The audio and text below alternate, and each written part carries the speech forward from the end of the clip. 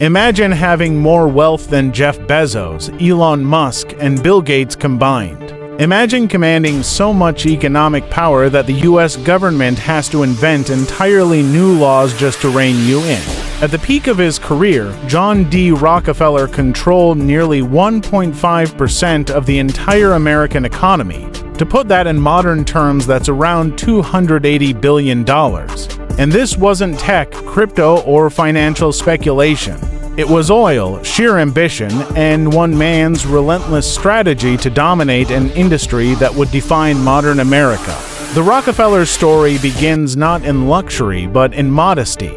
John Davison Rockefeller was born in 1839 in Richest, New York, the second of 6 children in a family with a father who was anything but a role model. William Avery Rockefeller was a con artist, a hustler, and later a quack doctor selling homemade remedies of dubious value. He lived a double life, disappearing for months at a time while meticulously maintaining the appearance of success. There were even rumors of his involvement in horse theft. Stability, honesty, and guidance were not part of John's early life. In 1857, the family moved to Cleveland, Ohio. This move would be pivotal. Unlike the crowded and rigid markets of the East Coast, Cleveland was a growing industrial hub, providing opportunities for ambitious men willing to work hard and think strategically. Young John, meanwhile, was just another quiet, unassuming country boy. He attended a district school for a few months each year, spending the rest of his time chopping wood, tending to livestock, and helping on the farm. Hard-working, meticulous, and reserved, he rarely stood out, but he observed everything. His first job reflected his modest beginnings, an assistant bookkeeper earning 50 cents a day.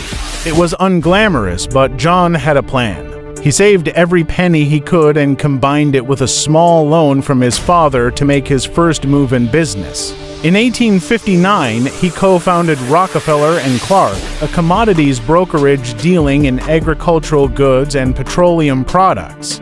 This was a remarkably prescient move. America's oil industry was just awakening, and Cleveland's proximity to Pennsylvania's oil fields made it a natural hub for refining. By 1863, Rockefeller and his partners had enough capital to open their own refinery. But this is where the story departs from the standard to country boys build an empire together narrative. Rockefeller was ruthlessly ambitious. Just 2 years later, he bought out his partner and started anew with a chemist named Samuel N. Roots. He also secured investment from millionaire Stephen Harkness, but under one condition: Harkness's relative, Henry Flagler, had to be a partner. This turned out to be a masterstroke. Flagler's organizational brilliance and innovative mindset complemented Rockefeller's obsessive cost control and strategic vision. Together, they formed a partnership that would become the engine of a colossal empire.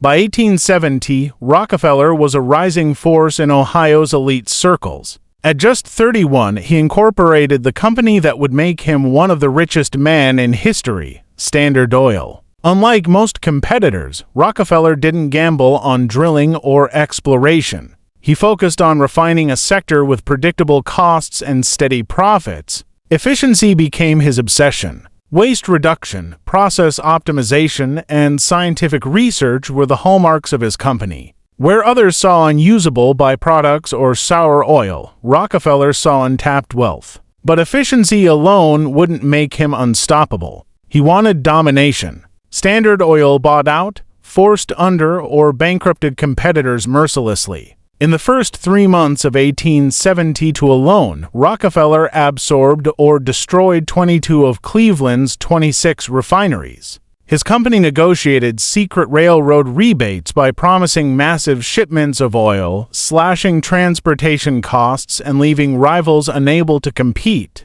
Even attempts to manipulate transportation rates through the Southern Improvement Company revealed his reach, but public outrage showed him a limit. Even the most powerful tycoon couldn't ignore public opinion entirely. By the late 1880s, Standard Oil controlled 90% of U.S. refining capacity. Public opinion was hostile. He was portrayed as an octopus wrapping its tentacles around industries, politics, and government, but he remained untouchable. Yet his empire was built on a fragile foundation. Intense scrutiny, political pressure, and investigative journalism culminated in 1911 when the Supreme Court ruled that Standard Oil had violated antitrust laws, breaking it into 30 for companies. Rockefeller retired from daily operations at 56, frail, pale, and nearly hairless, a man whose physical state seemed to mirror the moral cost of his ascent.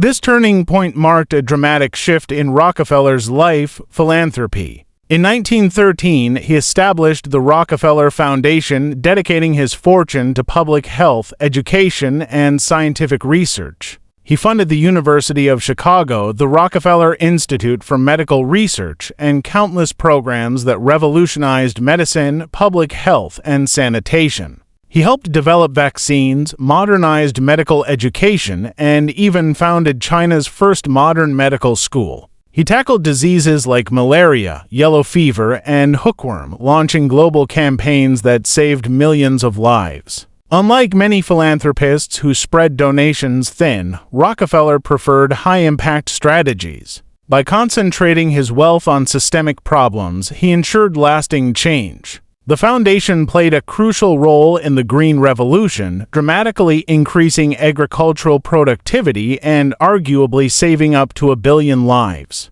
By the time of his death, most of his fortune had been given away, leaving just a fraction to his descendants. In 1912, his wealth was nearly $900 million, but his estate at death was only $26 million.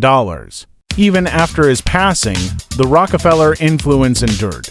The family maintained vast wealth through careful legal structures, family offices, irrevocable trusts, and complex wealth transfer strategies. They pioneered the waterfall approach, using life insurance to indefinitely delay taxes across generations. These mechanisms allowed the Rockefellers not just to preserve wealth, but to expand influence in business and politics for over a century. Their political clout is staggering. Multiple family members have served as senators, governors, and advisors, while the Rockefeller Foundation itself has influenced global policy. From funding post-war reconstruction in France to shaping international health initiatives, the foundation operates at the intersection of philanthropy, economics, and politics. Critics argue these actions sometimes blur ethics, pointing out that strategic placements of staffing key organizations give the family unprecedented access to global decision-making. Yet regardless of motive, whether altruism, tax strategy, or legacy building, the impact of Rockefeller philanthropy is undeniable. His funding revolutionized medicine, public health, and agriculture on a global scale. He shaped the modern approach to wealth, business, and philanthropy. John D. Rockefeller's life is a lesson in contrasts, ruthless ambition and strategic brilliance, moral ambiguity, and lasting societal benefit. He mastered the system, reshaped it, and left a legacy that continues to influence the world today. More than a century later, his shadow still looms over the oil industry, philanthropy, and American capitalism itself. If you read this far, leave it in the comments.